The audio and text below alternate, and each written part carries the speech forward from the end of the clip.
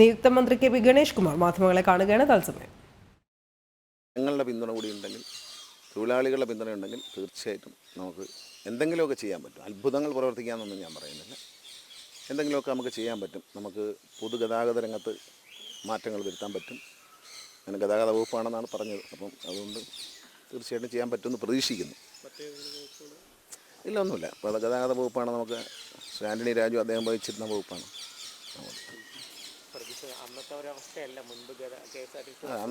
അന്നത്തെ അവസ്ഥയല്ല, വളരെ മോശം അവസ്ഥയാണ്. പക്ഷേ അത് നന്നാക്കിയെടുക്കാൻ ഒരു പരിധി വരെ നന്നാക്കാൻ പറ്റും. ഒരു അച്ചടക്കം ഉണ്ടാക്കാൻ പറ്റും. എല്ലാവിധ ക്രമക്കേടുകളും എൻ്റെ ലക്ഷ്യം തന്നെ കറപ്ഷൻ ഇല്ലാതാക്കുക, എല്ലാവിധ ചോർച്ചകളും അടയ്ക്കുക, വരവ് വർദ്ധിക്കുന്നതിനൊപ്പം തന്നെ ചെലവിൽ ഗംഭീരമായ നിയന്ത്രണം. ഒരു പൈസ KSRTCയുടെ ഒരു പൈസ ചോർന്നു പോകാതെ ഉള്ളൊരു നടപടിയായിരിക്കും.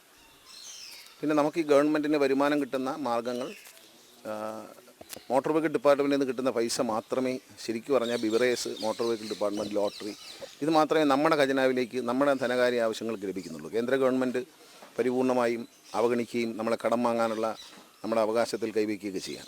അപ്പോൾ കേന്ദ്രത്തിൽ നിന്നൊന്നും പ്രതീക്ഷിച്ചിട്ട് കാര്യമില്ല. നമ്മൾക്ക് എങ്ങനെയൊക്കെ വരുമാനം വർദ്ധിപ്പിക്കാം, ജനങ്ങളെ പിഴിയാതെ എന്നതിനെക്കുറിച്ച് ചില ആശയങ്ങളുണ്ട്. അതിന് ഖജനാവിൽ കുറച്ച് പൈസ വർദ്ധിക്കാനുള്ള ചില ആശയങ്ങൾ. അന്ന് മന്ത്രി എന്ന സമയത്ത് വാങ്ങിയ വാഹനങ്ങളാണ് കൂടുതലായി ഇപ്പോൾ നിരത്തിലുള്ളത്. ഇപ്പോൾ വലിയ മാറ്റം സ്വാഭാവികമായും എത്തേണ്ട സമയം കൂടിയായിട്ടില്ല. നമ്മൾ KSRTC, ഞാൻ മനസ്സിലാക്കിയിടത്തോളം KSRTCയുടെ വരുമാനത്തിൻ്റെ ചെലവിൻ്റെ നേരെ പകുതി ഡീസലിനാണ് പോകുന്നത്. അപ്പോൾ ഡീസൽ 3 കിലോമീറ്ററാണ് മൈലേജ്.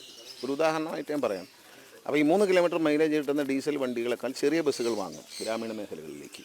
പഴയ ചെറിയ ബസ് എന്ന് പറയുമ്പോൾ ആ ബസ്സിന് 7 കിലോമീറ്റർ 8 കിലോമീറ്റർ മൈലേജ്. ഇപ്പോൾ പുതിയ ടെക്നോളജികൾ ഉപയോഗിക്കുമ്പോഴത്തേക്കും അത്തരം ചെറിയ ബസ്സുകൾ, നമ്മൾ സ്കൂൾ ബസ്സിനൊക്കെ ഉപയോഗിക്കുന്ന പോലുള്ള ചെറിയ ബസ്സുകൾ, ആ ബസ്സുകൾക്ക് 10 കിലോമീറ്റർ വരെ മൈലേജ്. അപ്പോൾ 3-ൽ നിന്ന് അത് 10-ലേക്ക് മാറുമ്പോൾ തന്നെ നമുക്ക് ഗുണം കിട്ടും. പിന്നെ മാത്രമല്ല, ഗ്രാമീണ മേഖലകളിൽ വണ്ടി, എൻ്റെ മനസ്സിലെ ഏറ്റവും വലിയ ആഗ്രഹം കേരളത്തിൻ്റെ എല്ലാ ഗ്രാമീണ മേഖലകളിലും KSRTC ബസ്സെന്നല്ല, സ്വകാര്യ ബസ്സായാലും ഓടിക്കുന്ന ഒരു പുതിയ പദ്ധതി അത് കൊണ്ടുവരും.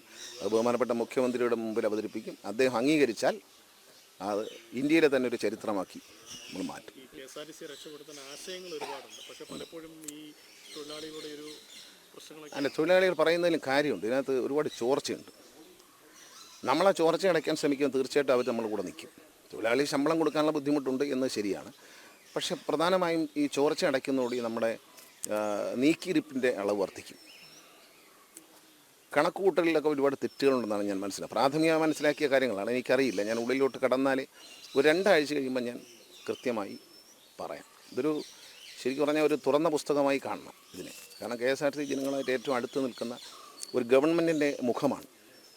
കാരണം ജനങ്ങളായിട്ട് ഏറ്റവും അടുത്ത് നിൽക്കുന്ന പ്രധാന വകുപ്പുകൾ KSRTC, സിവിൽ സപ്ലൈസ്, ആരോഗ്യം, വിദ്യാഭ്യാസം, ഇവയാണ് ഏറ്റവും അടുത്ത് നിൽക്കുന്നത്.